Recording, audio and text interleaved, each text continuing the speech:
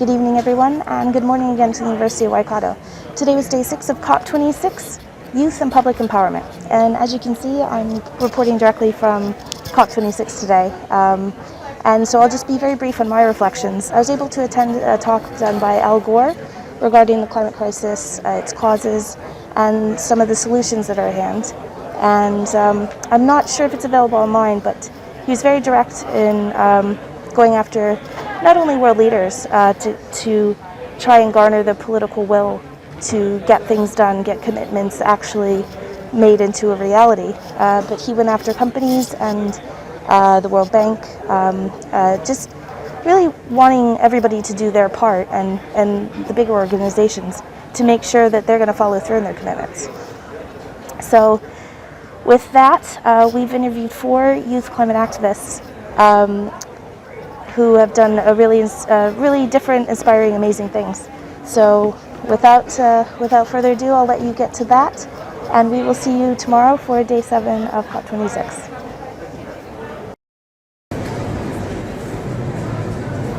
Hello, I'm Wei-Ting. I'm from Taiwan and now in Paris for a digital program.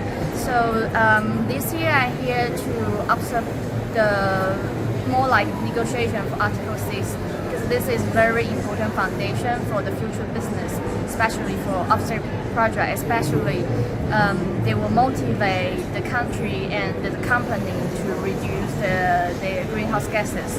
So there's very little result at this moment, but we hope we will have a more achievement at the end of the negotiation. Hi, my name is Kaluki Matuku, Africa Director at Youth for Nature, and we are here with Youth for Nature representing young people from across the world to ensure that we are centering communities, young people and indigenous groups at the negotiation here, being clear that we need to address loss abandonment and we need to address climate financing to bring it back to the people, and that's the reason we are here for the next 2 weeks. I'm Yaza Miri, a part of Youth for Nature delegation, a youth-led non-profit organization, international organization. I'm from Syria. I'm here in COP26 to advocate for the most marginalized and vulnerable communities in the world living in integrated problems and the crisis from war and complex areas in the world, and I wish we can deliver our voices to the global leaders.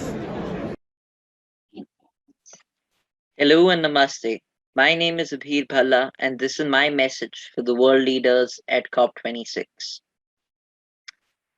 For the youth delegation to be most effective, I think there need to be not just formal institutional mechanisms, but also informal mechanisms. For instance, just the plenary sessions. We need to have sessions where youth leaders, youth activists can engage with world leaders at an informal level, outside of the plenary sessions that go on, within the UN as part of the formal processes. It's very, very important for young people to get a chance to engage and interact with world leaders informally. This is important because they get a chance to express what matters to them and explain at greater length why it's important and why global support for such issues is necessary. Over and above that, there need to be mechanisms which allow the representation of youth voices in a fair and a just manner. There was earlier this year, in fact, just less than a month or 2 months ago, there was a lot of controversy amongst youth environmental networks where, because of the vaccine requirements, there was a criticism against COP26 that, again, the global south would be left out. And again, the operative word here is yet again, because it's happened previously as well. And while, of course, there have been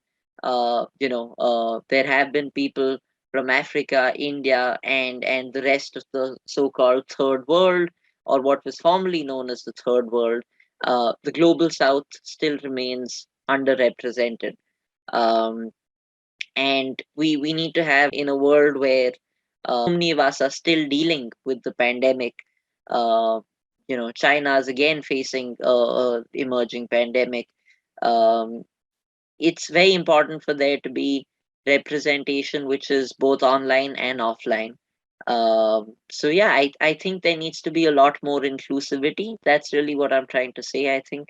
um, and yeah, that's what I would say.